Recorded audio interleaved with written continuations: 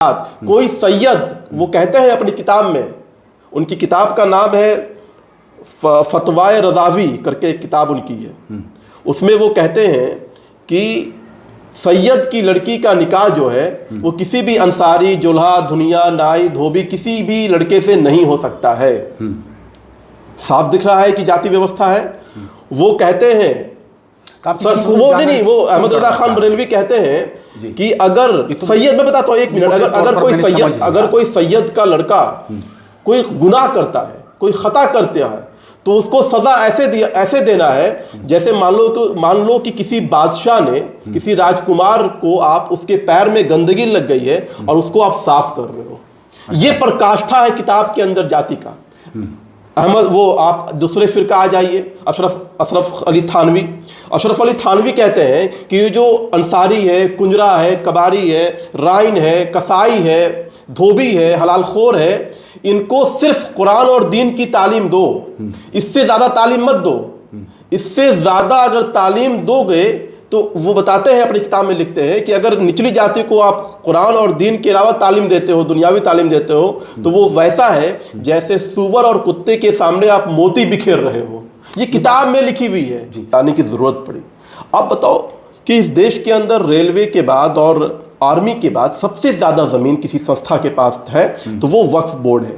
9,67,000 एकड़ की ज़मीन है। रेलवे और इसका जिक्र और नहीं, उसके बाद ज़मीन है, नहीं उसके पास तो होना चाहिए, उतनी ज़मीन है।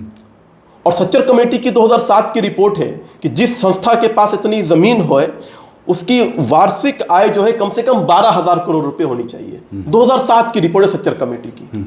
मैं मानता हूं कि, और आय कितनी रही थी उस समय, मात्र 100 करोड़ की आय, और वो भी आहिस्ता आहिस्ता कम हो गई। तो पहला प्रश्न बनता है कि 9,67,000 एकड़ जिस संस्था के पास जमीन है उसके पैसे कहां गए 12,000 करोड़ रुपया? एक सवाल। दूसरा सवाल, जब से वक्फ बोर्ड इस देश के अंदर बना 1955 से, नेहरू जी ने जब इसको बनाया, बोर्ड को बनाया वक्फ अधिनियम के अंतर्गत, पूरे देश के अंदर एक भी आप अस्पताल दिखा दीजिए वक्फ के पैसे पर, एक भी तालीमी मरकज दिखा दीजिए, शैक्षणिक संस्था दिखा दीजिए जो वक्फ के पैसे से बना हो, या एक भी महिला खोज के हमको हिंदुस्तान में ले आइए जो वक्फ के पैसे से, जिसका जीवन यापन विधवा महिला का चलता हो, या एक भी लड़की जिसकी शादी वक्फ के पैसे से हुआ हो। तो वक्फ पूरी तरह से फेल, वक्फ के पैसे पूरी तरह से लुटे, चाहे वो मुतवल्ली ने लूटा हो, चाहे वो अध्यक्ष ने लूटा हो, चाहे वो अधिकारियों ने लूटा हो।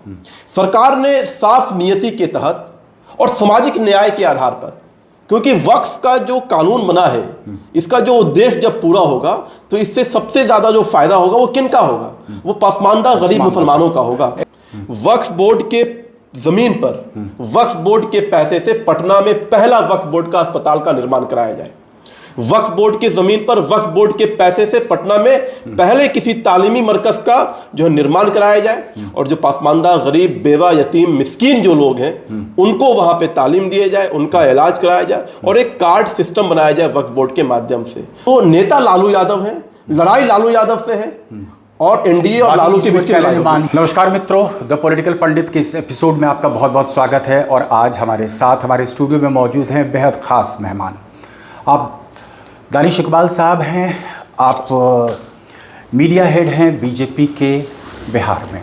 बहुत सारे सवाल हो रहे हैं और मैं उम्मीद भी कर रहा था कि किसी बीजेपी के वरिष्ठ नेता से बात भी करूं कि हाल के दिनों में हमने देखा है कि राजनीति को बिल्कुल पलट देने की एक ज़बरदस्त कवायद हुई। किसी ने उम्मीद नहीं लगाई थी कि कास्ट सेंसस जैसी बात भाजपा करेगी। कैसे हो गया ये?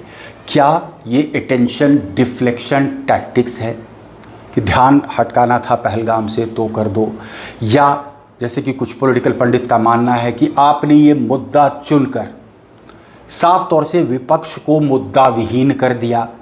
तीसरी बात कि बिहार चुनाव आने वाला है, विपक्ष को मुद्दाहीन करो और इस मुद्दे को भुना लो। क्या है?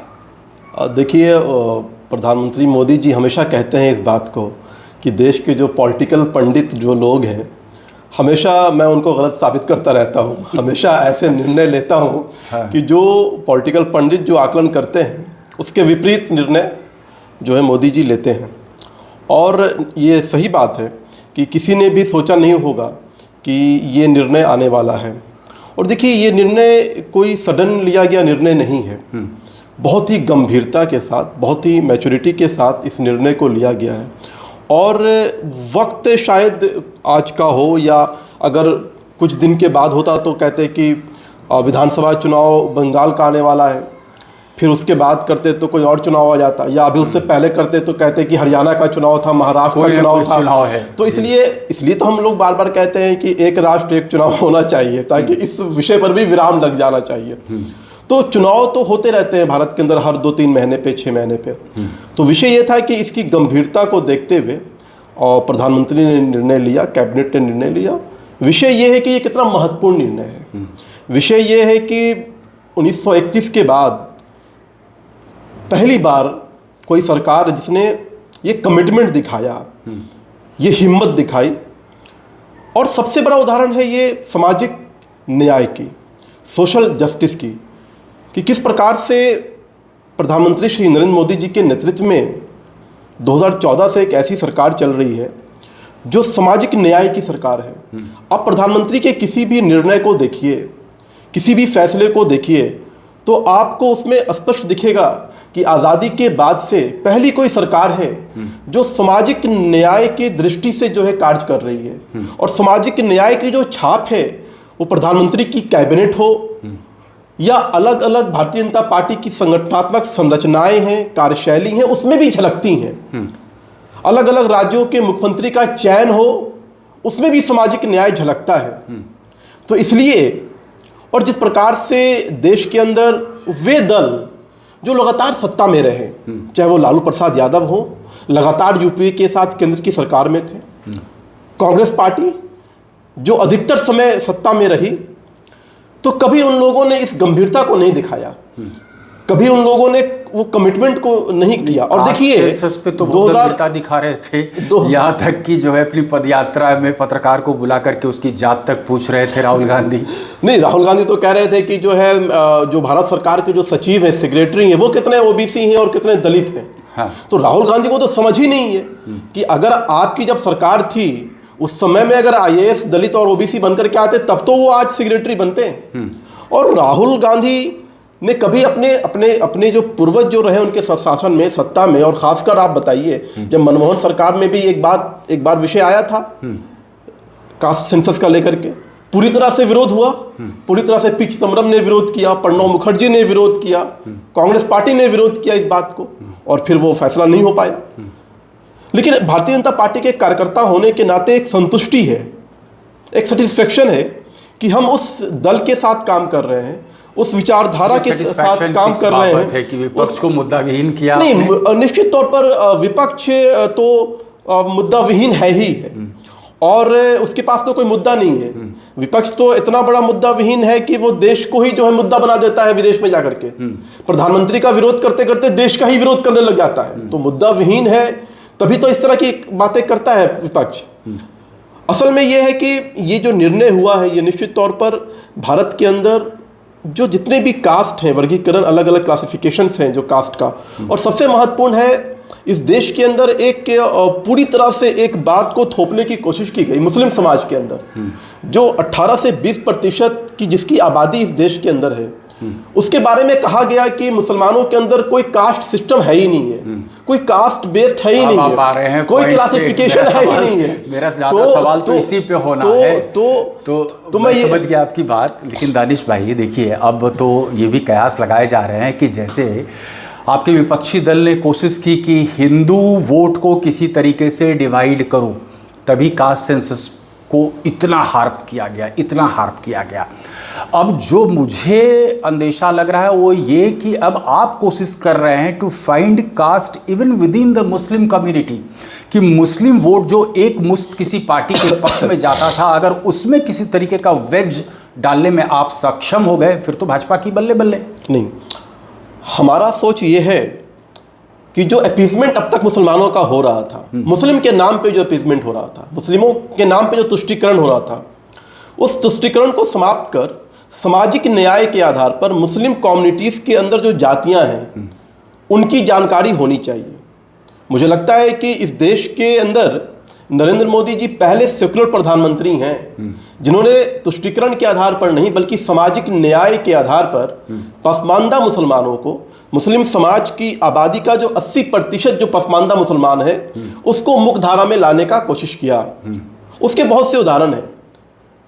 आर्टिकल 370 को जब डिमोलिश किया गया, जब उसको जम्मू कश्मीर से हटाया गया, तो सबसे ज़्यादा फायदा अगर किसी को हुआ उसका, तो वो मुस्लिम समाज के पसमानदा कास्ट को हुआ, कम्युनिटी को हुआ।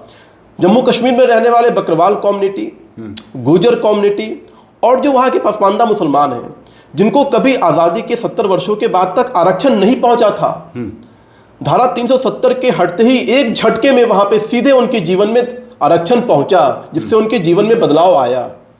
ऐसे ट्रिपल तलाक का विषय हो, ट्रिपल तलाक स्पष्ट रूप से गलत प्रावधान था, कुरान से साबित था कि वो गलत प्रावधान है, संवैधानिक तौर पर वो गलत प्रावधान था। उसके बावजूद भी तुष्टीकरण के कारण राजीव गांधी की सरकार जो है शाहबानो प्रकरण में सुप्रीम कोर्ट के जो न्याय था, उसका जो फैसला था, उसको पलट देती है तुष्टीकरण के लिए, यही all India Muslim Personal Law board के दबाव में और प्रेशर में आकर के।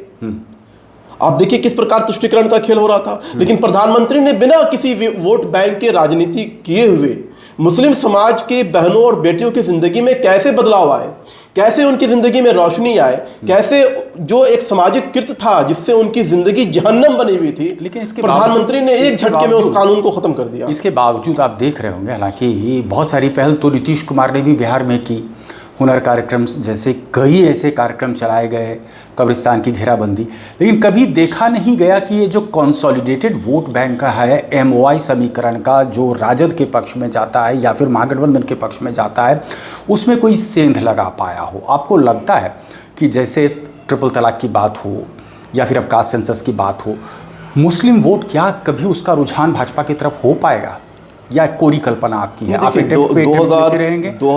2005 का चुनाव हो बिहार विधानसभा या 2010 का विधानसभा चुनाव हो, 2005 से ज़्यादा 2010 में मुसलमान पूरी तरह से शिफ्ट हुए थे नीतीश कुमार और NDA की तरफ। आप देखिए 2010 का अगर आप रिजल्ट देखेंगे, हाँ, फिर उसके बाद से वो जो है एक साथ बने नहीं रहे।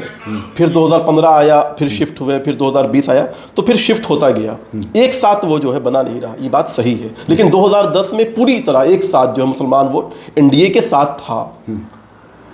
अभी जो बात कह रहे हैं हम कि कैसे जैसे अलग अलग विषय 370 हो, ट्रिपल तलाक हो, वक्फ अमेंडमेंट बिल हो या अब जाति जनगणना हो, तो मुझे ऐसा लगता है कि जैसे जैसे उनको इस बात की समझ हो रही है, ट्रिपल तलाक का जब विषय आया तो आप देखिए लगातार NDA के पक्ष में और खासकर भाजपा के पक्ष में मुस्लिम महिलाओं का वोट प्रतिशत बढ़ता गया। अभी उसका उदाहरण दिल्ली का विधानसभा चुनाव ले लीजिए आप।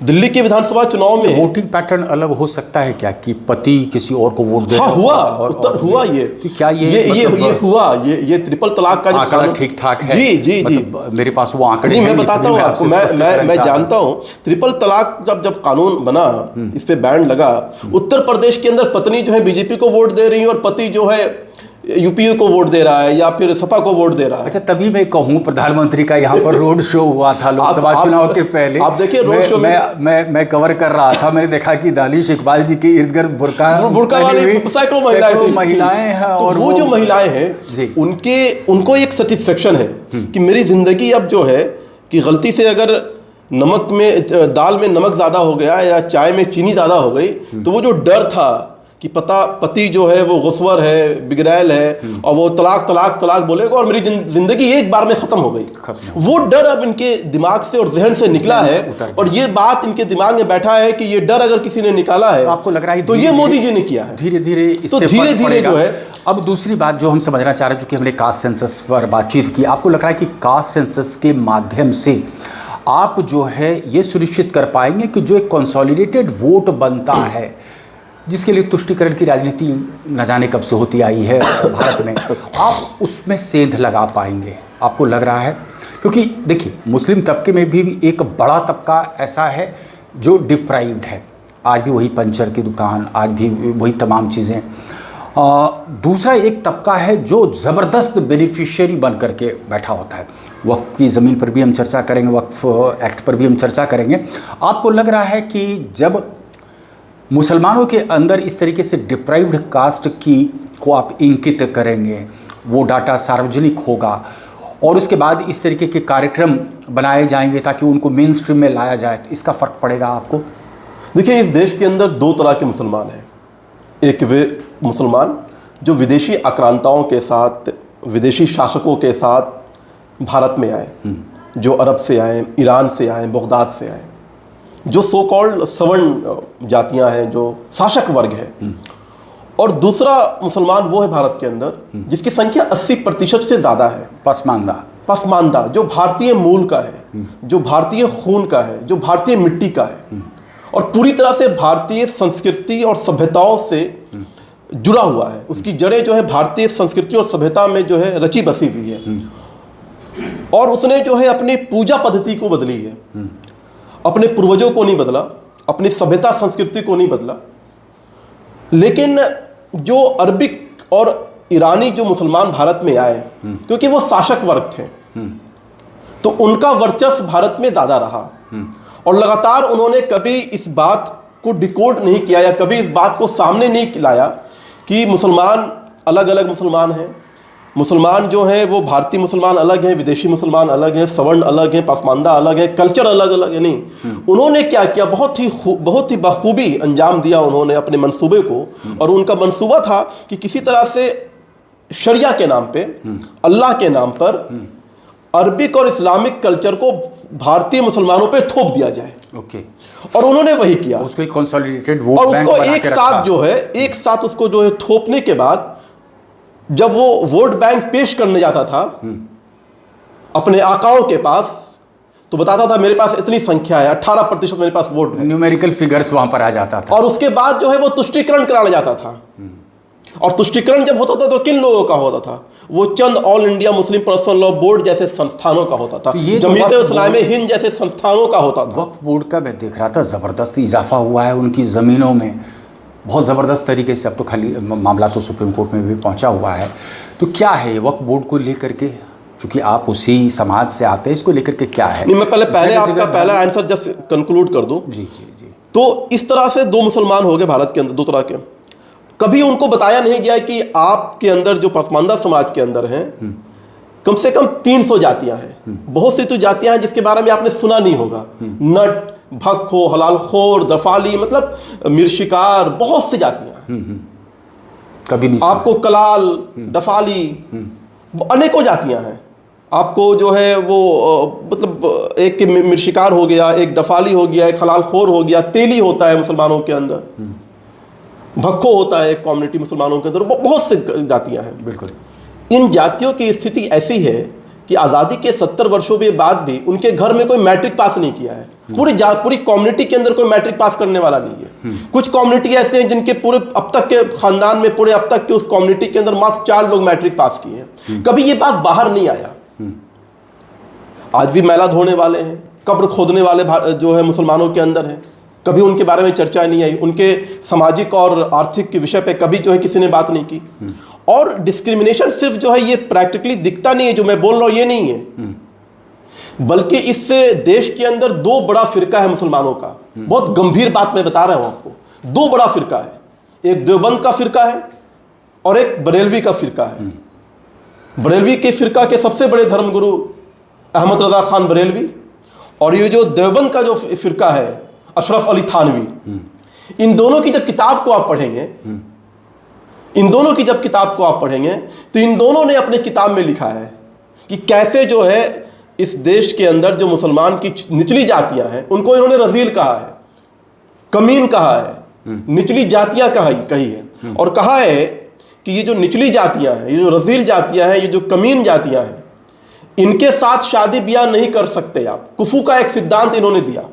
कुफू का सिद्धांत मतलब बराबरी का सिद्धांत। तो हिंदुओं का छुआछूत वो पूरी तरह से विषय बना, लेकिन पूरी तरह से ये नहीं बन पाया। वो ये विषय इसलिए नहीं बन पाया क्योंकि ये बहुत शातिर और होशियार लोग थे। इन्हें लगा कि जैसे अगर ये हम सामने ला देंगे जाति व्यवस्था को तो ये खंड खंड हो जाएंगे, तो मेरा जो वर्चस्व है मैं जिस कंसोलिडेट नहीं कर पाएंगे। तो मैं आपको ये बता रहा हूँ कि उसकी सिर्फ मैं बोलने से नहीं है, बल्कि उनकी किताब में वो खुद लिखा है। मैं तो कहता हूँ उनके अनुयायियों से, या तो उस किताब को फाड़ दो, जला दो, या तो फिर उसके लिए माफ़ी मांगो।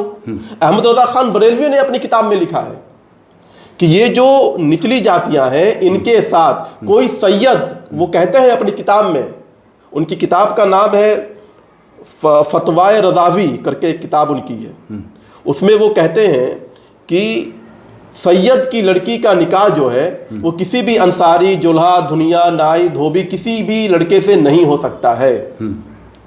साफ दिख रहा है कि जाति व्यवस्था है।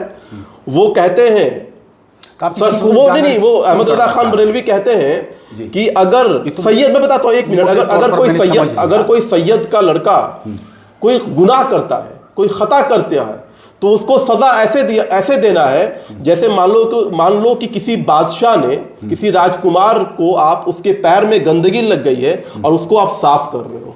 ये प्रकाष्ठा है किताब के अंदर जाति का। अहमद, वो आप दूसरे फिरका आ जाइए, अशरफ अली थानवी कहते हैं कि ये जो अंसारी है, कुंजरा है, कबारी है, राइन है, कसाई है, धोबी है, हलालखोर है, इनको सिर्फ कुरान और दीन की तालीम दो, इससे ज़्यादा तालीम मत दो। इससे ज़्यादा अगर तालीम दोगे तो वो बताते हैं, अपनी किताब में लिखते हैं कि अगर निचली जाति को आप कुरान और दीन के अलावा तालीम देते हो, दुनियावी तालीम देते हो, तो वो वैसा है जैसे सूअर और कुत्ते के सामने आप मोती बिखेर रहे हो। ये किताब में लिखी हुई है। जी, ये बातें तो स्पष्ट हो रही हैं, बिल्कुल आप काफ़ी अध्ययन करके भी आए हैं दानिश जी, लेकिन हम समझना चाहते हैं अब जो चीज़ नेपथ्य में है उसको आप सामने ला करके आखिर क्या साबित करना चाह रहे हैं। Why divide the society? अगर वो कंसोलिडेटेड है तो उसको डिवाइड करने की आवश्यकता क्या है, सिवाय इसके कि आप चाहते हैं कि पॉलिटिकली आपका वन अपमैनशिप हो, आप चाहते हैं कि चुनाव में विनेबिलिटी फैक्टर आपके साथ हो, यही उद्देश्य मुझे दिख रहा है। ये जो प्रश्न है, ये बिल्कुल, अगर आपका प्रश्न है तो बिल्कुल बेसलेस प्रश्न है, बिल्कुल बेबुनियाद बातें हैं। ये बातें निश्चित तौर पर मैं देख रहा हूँ कि कल तेजस्वी यादव भी ये बातें कर रहे थे। मैं तेजस्वी यादव से भी पूछना चाहता हूँ आपके माध्यम से कि क्या वो मुस्लिम समाज के पासमानदा मुस्लिम जो भक्खो हैं, नट हैं, हलालखोर हैं, धोबी हैं, उनके बच्चों को तालीम नहीं होनी चाहिए क्या? उनकी महिलाएं सजग नहीं होनी चाहिए क्या? उनकी महिलाओं के अंदर जागरूकता नहीं होनी चाहिए क्या? क्या उनके जीवन में भी 70 वर्षों के बाद जो उजाला नहीं होना चाहिए क्या? अगर कोई प्रधानमंत्री, अगर कोई करके ही कर पाएंगे, जब आपको मालूम ही नहीं है कि किस बिरादरी में और किस समाज के अंदर जो है मतलब अशिक्षा कितना है, किस बिरादरी में जो है बेरोजगारी कितना है, किस समाज के अंदर जो है आज तक कोई मैट्रिक पास नहीं किया है, जब तक आपको जानकारी नहीं होगी तब तक आप कैसे उनके समाज का भला कर सकते हैं? क्या स्कूल उनके इलाकों में जात के हिसाब से खोले जाएंगे? नहीं, जात के हिसाब से स्कूल नहीं खोले जाएंगे। उन तक सरकार पहुंचेगी, उनको चिन्हित कर करके मुख्य धारा में लाने का काम करेगी। सरकार के पास एक डेटा होगा, एक जानकारी होगी, और आज तो मालूम ही नहीं है। और आज जो है बिहार में भी कास्ट सेंसस हुआ, कुछ जातियां जैसे यादव का हम जिक्र कर लें तो एक आंकड़ा ठीक ठाक वहाँ पर आया। कुछ ऐसे भी जातियां थी जिनको लगा कि देवर मार्जिनलाइज्ड, जो मतलब अपना कायस्थ समाज है खास करके। क्या हासिल कर लिया सरकार ने यहाँ पर जाति जनगणना करा करके? मुझे कोई बहुत फ़र्क तो नहीं आया, पॉलिटिकली भी मुझे कोई बड़ा अपहीवल नहीं दिखा। अलग बात है कि नीतीश कुमार या फिर यदि कोई लोग बार बार कह रहे हैं कि नीतीश ने पहल की तो अब केंद्र सरकार ने भी उसे अपनाया, यानी क्रेडिट को लैपअप करने की यहाँ पर कोशिश हो रही है। हम राहुल गांधी के भी बयान को सुन रहे हैं, हम तेजस्वी यादव के बयान को सुन रहे हैं कास्ट सेंसस पे लेकर के। ये तो स्पष्ट है कि विपक्ष का मुद्दा आपने छीन लिया। नीतीश कुमार ने पहले यहाँ पर करा लिया था, लेकिन बदलता हुआ मुझे कुछ दिखा नहीं है। यहाँ पर एक कैप है रिजर्वेशन को लेकर के, क्या आप उस कैप पर भी थोड़ा लगाएंगे कि कैसे उसको बढ़ाया जा सकता है? देखिए, सबसे इम्पॉर्टेंट चीज़ है नीयत, और नीयत आपके ट्रैक रिकॉर्ड से देखा जाता है। 15 साल तक लालू प्रसाद यादव की सरकार थी बिहार के अंदर। एक भी व्यक्ति को अगर लालू प्रसाद यादव ने आरक्षण देने का काम किया हो तो बताइए आप। क्योंकि लालू प्रसाद यादव जो है आरक्षण आधारित ही राजनीति चलाते हैं, सामाजिक न्याय की बात करते हैं, पिछड़े अति पिछड़े दलित समाज की बात करते हैं। लेकिन पिछले 15 वर्षों में जब उनके वो शासन में थे, एक भी व्यक्ति को आरक्षण देने का काम नहीं किया। पूरे परिवार को तो आरक्षित कर लिया। वही है, आप बताइए, परिवार को आरक्षण दिया, बेटा को आरक्षण, पत्नी को आरक्षण, बेटी को आरक्षण। तो इसलिए नीयत आप देखिए, भारतीय जनता पार्टी सत्ता में रहे या सहयोग में रहे या जब सत्ता में आए, तब तक जब अवसर मिला भारतीय जनता पार्टी को, जनता ने अवसर दिया, तब तक भारतीय जनता पार्टी ने जो है किसी भी प्रकार के आरक्षण का समर्थन करने का काम किया। कर्पूरी ठाकुर जी ने अगर बिहार में आरक्षण लागू किया, उस समय भी कैलाशपति मिश्र जी वित्त मंत्री हुआ करते थे और कैबिनेट के हमारे सहयोग से जो है आरक्षण दिया गया। नीतीश कुमार जी ने जब पहली बार बिहार के अंदर जो है 55% जो है पंचायत चुनाव में जो है महिलाओं का आरक्षण दिया तो भी हम सहयोग में थे। आप वीपी सिंह जी ने जब दिल्ली के अंदर जो है आरक्षण देने का काम किया, जब मंडल कमीशन जब आया उस वक्त भी यही कांग्रेस की सरकार जो है आरक्षण का विरोध कर रही थी। और हमारे सदस्यों ने जो है होगा, उसका मोहन भागवत जी का एक बयान आपको याद होगा, उसका खामियाजा भी भुगतना पड़ा था आरक्षण को लेकर के। टू रीथिंक आरक्षण रिजर्वेशन को लेकर के एक बयान हुआ था। अब मैं देख रहा हूँ कि मतलब विकास की पटरी पर देश इतना अग्रसर है, अभी भी आरक्षण की बातें हो रही हैं।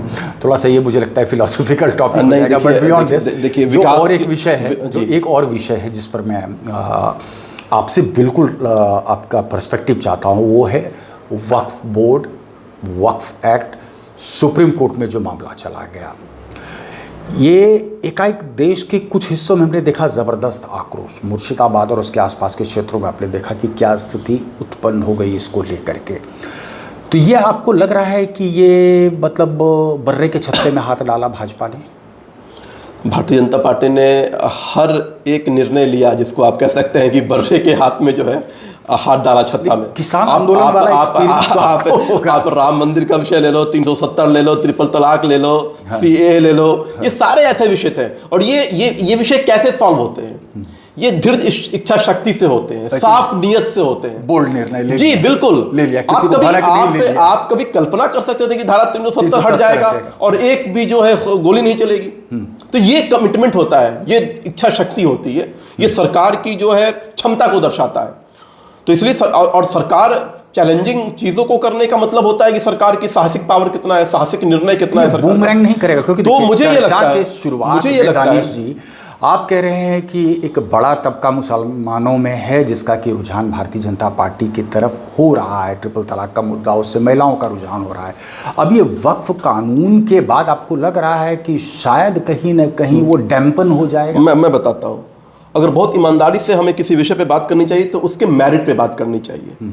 रिएक्शन क्या हो रहा है? मुर्शिदाबाद का आपने नाम लिया, वो एक्सपेक्टेड है सर। मुर्शिदाबाद जो है एक्सपेक्टेड है। क्यों मुर्शिदाबाद क्यों एक्सपेक्टेड है? ममता बनर्जी की सरकार है वहां पे। ममता बनर्जी किस प्रकार की सरकार चला रही है वहां पे, किस प्रकार का अपीजमेंट है वहां पे, तो ये सारी चीजें एक्सपेक्टेड था वहां पे कि वो सारा प्रोजेक्टेड है, सारा वो जो है फ्रेम जो दिख रहा है आपको। मैं मेरिट की बात कर रहा हूँ। जो वक्फ अमेंडमेंट 2024 है उसकी मेरिट क्या है? आखिर क्यों जो है 1995 और 2013 के अमेंडमेंट के बाद जो ये लाने की जरूरत पड़ी? आप बताओ कि इस देश के अंदर रेलवे के बाद और आर्मी के बाद सबसे ज्यादा जमीन किसी संस्था के पास है तो वो वक्फ बोर्ड है।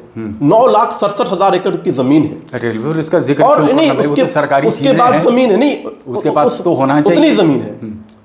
और सच्चर कमेटी की 2007 की रिपोर्ट है कि जिस संस्था के पास इतनी जमीन हो उसकी वार्षिक आय जो है कम से कम 12,000 करोड़ रुपए होनी चाहिए। 2007 की रिपोर्ट है सच्चर कमेटी की। मैं मानता हूं कि और आय कितनी रही थी उस समय? मात्र 100 करोड़ की आय, और वो भी आहिस्ता आहिस्ता कम हो गई। तो पहला प्रश्न बनता है कि 9,67,000 एकड़ जिस संस्था के पास जमीन है उसके पैसे कहां गए 12,000 करोड़ रुपया? एक सवाल। दूसरा सवाल, जब से वक्फ बोर्ड इस देश के अंदर बना 1955 से, नेहरू जी ने जब इसको बनाया, बोर्ड को बनाया वक्फ अधिनियम के अंतर्गत, पूरे देश के अंदर एक भी आप अस्पताल दिखा दीजिए वक्फ के पैसे पर, एक भी तालीमी मरकज दिखा दीजिए, शैक्षणिक संस्था दिखा दीजिए जो वक्फ के पैसे से बना हो, या एक भी महिला खोज के हमको हिंदुस्तान में ले आइए जो वक्फ के पैसे से जिसका जीवन यापन विधवा महिला का चलता हो, या एक भी लड़की जिसकी शादी वक्फ के पैसे से हुआ हो। तो वक्फ पूरी तरह से फेल, वक्फ के पैसे पूरी तरह से लुटे, चाहे वो मुतवल्ली ने लूटा हो, चाहे वो अध्यक्ष ने लूटा हो, चाहे वो अधिकारियों ने लूटा हो। सरकार ने साफ नियति के तहत और सामाजिक न्याय के आधार पर, क्योंकि वक्फ का जो कानून बना है इसका जो उद्देश्य जब पूरा होगा तो इससे सबसे ज्यादा जो फायदा होगा वो किन का होगा? वो पसमानदा गरीब मुसलमानों का होगा, वो अनाथ और बेवा का होगा। बेचारा एक दिन पता है कि उसे पता चलता है कि वक्फ ने दावा ठोक दिया है। आपको लालू जी का वो बयान भी याद होगा कि पूरे सदन में देखिए उन्होंने क्या कहा, कई गाँव पर दावा, अब ऐसी मंदिरें जो कि 1500 साल पहले बनी हुई हैं, उस चर्च पे वक्फ का दावा, मंदिर पे दावा, फतुहा में खुद जो मुतवल्ली है उसने अपने 15 मुसलमान लोगों जो और लोग हैं उनके घर पे वक्फ का दावा बोल दिया। तो इसमें मुसलमान भी पीड़ित थे, हिंदू भी पीड़ित थे, सभी लोग पीड़ित थे। और जो जेन्युइन जो वक्फ की जमीन थी उस पे भूमाफिया का कब्जा, उस पे कॉर्पोरेट्स का कब्जा, 5 स्टार होटल्स का कब्जा, 4 एकड़ की जमीन जो है ईदगाह की जमीन मुख्तार अंसारी का कब्जा, योगी सरकार ने छुटवाया उसको। हैदराबाद के अंदर जो है वक्फ प्रॉपर्टी 1503 जो है संख्या नंबर, उस पे जो है असदुद्दीन ओवैसी के दोस्त दस्तगीर का कब्जा, उस पे जेडब्ल्यू मैरियट होटल का निर्माण हो गया। जमायत इस्लामी हिंद का ऑफिस जो है वक्फ बोर्ड की प्रॉपर्टीज पे बना हुआ है। तो आज अगर ये बात कोई ईमानदारी से कोई सरकार उठा रही है तो फिर वही बात गैर इस्लामिक और नहीं तो इनका जो मेरिट है, नहीं मैं बताता हूँ सर एक मिनट, ये जो विरोध का मेरिट है, आप पूरा विरोध देखिए। ईमानदारी से आप फार्म बिल भी लेकर के आए थे। नहीं ठीक है, हम बात कर रहे हैं वक्फ अमेंडमेंट का, आज बात कर रहे हैं। आप बताओ एक बात, वक्फ अमेंडमेंट का जो विरोध कर रहे हैं all India Muslim Personal Law board, Asaduddin Owaisi, विरोध क्या कर रहे हैं? विरोध का इनका मेरिट क्या है? इनका मेरिट है कि ये गैर इस्लामिक है, इनका मेरिट है कि ये गैर संवैधानिक है। गैर इस्लामिक किस आधार पर कह रहे हैं? पूरे वक्फ का जिक्र या वक्फ शब्द का जिक्र पूरे कुरान के 300 पारा में, 300 चैप्टर में कहीं नहीं है। वक्फ जो है, जो वक्फ का जो निर्माण किया गया, वक्फ बोर्ड का जो निर्माण किया गया, ये सामाजिक और आर्थिक व्यवस्था है, उसके अंदर पारदर्शिता लाने के लिए, उसके अंदर चैनलाइज करने के लिए वक्फ बोर्ड का निर्माण किया गया है। इसका जो है इस्लाम से, कुरान से कहीं कोई लेना देना नहीं है, कोई जिक्र नहीं है। पुराने लोगों ने, बुजुर्गों ने, धनवान लोगों ने अपनी पवित्र संपत्ति को दान किया ताकि उसका फायदा समाज के गरीब लोगों को हो। उसके लिए सरकार ने एक बोर्ड की व्यवस्था बनाई ताकि उसके अंदर संचालन हो सके, पारदर्शिता लाया जा सके। यही है वक्फ बोर्ड। तो इसके अंदर कोई भी हो सकता है, क्योंकि आप 70 वर्षों में फेल हुए इसकी पारदर्शिता को लाने में। इसलिए आज पासमानदा समाज की भागीदारी हुई उसके अंदर, बोर्ड के अंदर महिला की भागीदारी हुई, गैर मुस्लिम की भागीदारी हुई उसके अंदर, ताकि वो सुचारू रूप से चल सके। जब इसके खिलाफ आक्रोशित होकर के हजारों की संख्या में मुस्लिम बाहर निकलते हैं तो आपको क्या लगता है वो इंडोक्ट्रिनेटेड क्लास है? आप बताओ कहाँ निकले हैं? मुर्शिदाबाद के पटना में बताओ कहाँ? पटना में कुछ चंद लोग वो काला पट्टा बांध करके जो है नीतीश कुमार पे प्रेशर पॉलिटिक्स करने के लिए घूम रहे थे। नीतीश कुमार ने एक झटके में जो है वक्फ बिल का समर्थन करके उन सारे जो है काले पट्टे वाले को जो है जवाब दे दिया, सब गायब हो गए, कहीं आपको नहीं दिख रहा होगा। नीतीश कुमार का समर्थन एक्सपेक्टेड लाइन पे था ऑब्वियसली, इसलिए क्योंकि हर वक्त दिखाने की कोशिश करते हैं। और नीतीश कुमार जी ने जिस प्रकार से सामाजिक न्याय के लिए वो जाने जाएंगे, मुझे लगता है कि शायद ही देश के अंदर जो है कुछ नेताओं हैं जिसमें उनकी बड़ी गिनती होगी। क्योंकि देखो आप इस बिहार के अंदर जिस प्रकार से सामाजिक न्याय के आधार पर उन्होंने जो काम किया, जो दलित समाज के अंदर, अति पिछड़े के अंदर जो न्याय देने का और उनके साथ विकास करने का जो काम नीतीश कुमार ने किया, वही काम उन्होंने पासमानदा समाज के लिए किया। आप बिहार के अंदर, आप बिहार की स्थिति देखिए, आप बिहार से आते हैं, लालू यादव के कार्यकाल में क्या होता था? या लड़ाई किससे होती थी? यादव और मुसलमानों से होती थी। कब्रिस्तान कौन कब्जा कर रहा होता था? लाठियां कहाँ चल रही होती थी? घर किसके जलाए जा रहे होते थे? मुसलमानों के जलाए जा रहे थे। भागलपुर में कौन दंगे मारा जा रहा था? मुसलमान मारा जा रहा था।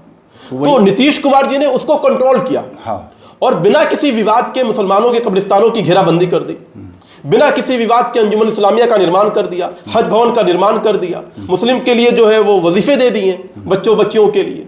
तो नीतीश कुमार का योगदान बहुत रहा है पसमानदा समाजों के लिए। और उसमें एक और जो है महत्वपूर्ण जो योगदान रहा वो वक्फ अमेंडमेंट बिल का समर्थन करके, मैं आपको बता रहा हूँ बहुत ही जिम्मेदारी और बहुत ही ईमानदारी के साथ, मैंने सरकार से भी इस बात के लिए जो है डिप्टी सीएम सम्राट चौधरी जी से भी आग्रह किया है कि जो वक्फ जो अमेंडमेंट बिल आया है उसका जो उद्देश्य है, उसके उद्देश्य की जो पहली पहल हो वो बिहार से हो। और किस तरह से हो? वक्फ बोर्ड के जमीन पर, वक्फ बोर्ड के पैसे से पटना में पहला वक्फ बोर्ड का अस्पताल का निर्माण कराया जाए। वक्फ बोर्ड की जमीन पर, वक्फ बोर्ड के पैसे से पटना में पहले किसी तालीमी मरकज का जो है निर्माण कराया जाए और जो पासमानदा, गरीब, बेवा, यतीम, मिस्कीन जो लोग हैं उनको वहां पे तालीम दिए जाए, उनका इलाज कराया जाए और एक कार्ड सिस्टम बनाया जाए वक्फ बोर्ड के माध्यम से। और जो गरीबों को चिन्हित करके जो उसके हकदार हैं, जिनके लिए वक्फ बोर्ड का निर्माण किया गया, उनको कार्ड दिया जाए और वो आके यहाँ से लाभ ले। तब जब ये उद्देश्य पूरा हो, निश्चित तौर पर जब ये उद्देश्य पूरा होगा, तब आप देखिएगा कि किस प्रकार से ये लोग लोग जो गलतफहमियां फैला रहे हैं, दो अहम वो मुद्दे सारी थे। गलतफहमी दूर हो जाएगी। दो अहम मुद्दे थे दानिश जी, जिस पे बहुत इन डेप्थ एनालिसिस में आपकी तरफ से चाहता था, और जिस हिसाब से आपने जानकारियाँ उन दोनों विषयों पर दी, मुझे लगता है कि काबिल तारीफ़ है। काफ़ी मतलब अध्ययन आपका उन विषयों पर है। जाते जाते एक प्रश्न तो बनता है हमारी तरफ से, जो प्योर पॉलिटिकल प्रश्न है कि दो खेमा, मुख्यतः लड़ाई इसी दो खेमे में दिख रही है। एक तरफ एनडीए जो अभी तक एकजुट है, महागठबंधन आप देख ही रहे, कन्याकुमारी की अलग पद यात्रा, राहुल गांधी आते हैं, 1 किलोमीटर पैदल चलते हैं, एक सेम्बलेंस देने की कोशिश करते हैं कि अब कांग्रेस भी सजग है, कांग्रेस भी अपने पैरों पर खड़ी हो सकती है, ठीक है। इधर प्रशांत किशोर भी यात्रा पर निकले हुए हैं। तो प्रशांत किशोर की भूमिका पर खासतौर से एक सवाल करना चाहता हूं, और उसके बाद फिर आप जवाब ये भी देंगे कि महागठबंधन को कितनी बड़ी आप चुनौती मानते हैं। चुनौती मैं इसलिए कह रहा हूं क्योंकि वो उनकी तरफ वोट का कंसोलिडेशन तो देखा जाता है, हर चुनाव में हम देख रहे हैं कि एमवाई समीकरण रहता है, यानी कि वो 30-31% से तो बैटिंग अपनी शुरू ही करते हैं। अब प्रशांत किशोर के फैक्टर को किस तरीके से आप देख रहे हैं? सिर्फ वोट कटुआ के रूप में रहेंगे? हालांकि उपचुनाव के नतीजों को अगर आप देख लें तो आपको अंदाज़ा होगा कि ज़बरदस्त डेंट लगा सकते हैं वो। देखिए प्रशांत मैं जनता के अनुभव से बता रहा हूँ।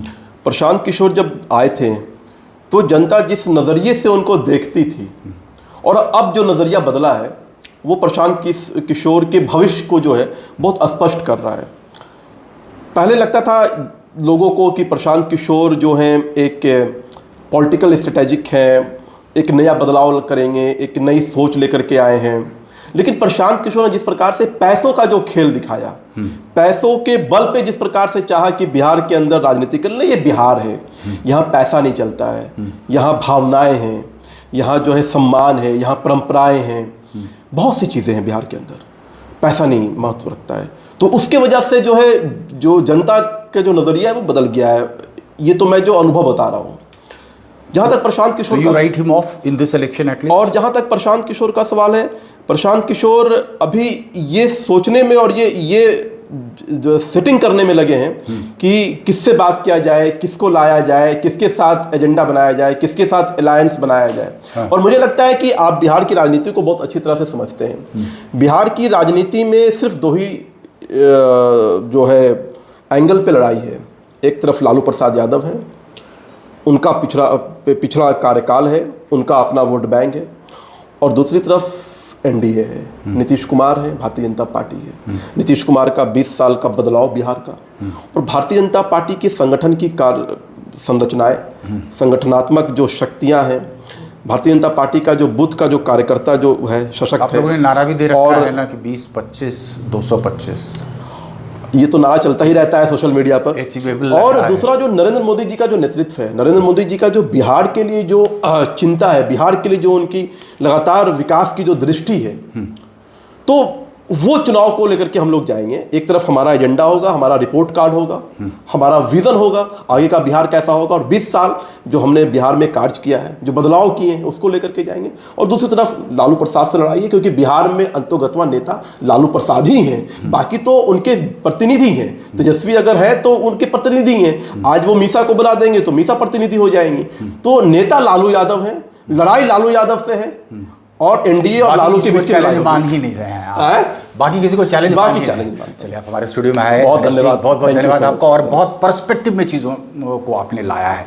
तो दर्शकों, आज के कार्यक्रम में बस इतना ही, लेकिन मैं आपसे एक गुजारिश करना चाहता हूं कि आपने द पॉलिटिकल पंडित को अभी तक लाइक और सब्सक्राइब नहीं किया है तो प्लीज़ अभी कर लें, और ज़्यादा से ज़्यादा शेयर करें। बहुत बहुत धन्यवाद।